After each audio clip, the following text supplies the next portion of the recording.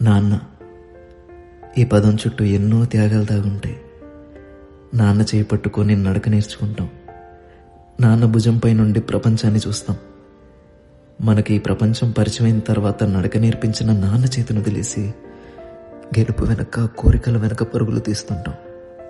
అవసరం కోసం నాన్నాన్ని పిలవడం తప్ప ఆయన ప్రేమను గుర్తించడం కాలంతో పాటు మర్చిపోతాం. మన పుట్టుక్కి కారణమైన నాన్న ప్రేమను తెలుసుకోవడం కోసం దేవుడు ప్రతి కొడుక్కి ఒక అవకాశం ఇస్తాడు. అప్పుడు నాన్న చేపట్టుకొని మళ్ళీ నడవాలనిపిస్తుంది. నాన్న భుజంపై నుండి ప్రపంచాన్ని చూస్తూ మనం చేసిన తప్పుల్ని సరిదిద్దుకోవాలనిపిస్తుంది. బహుశా నాన్న అనే మాటకి నిజమైన అర్థం ప్రతి కొడుక్కి 25 ఏళ్ళు వచ్చాకే అర్థమవుతుందేమో.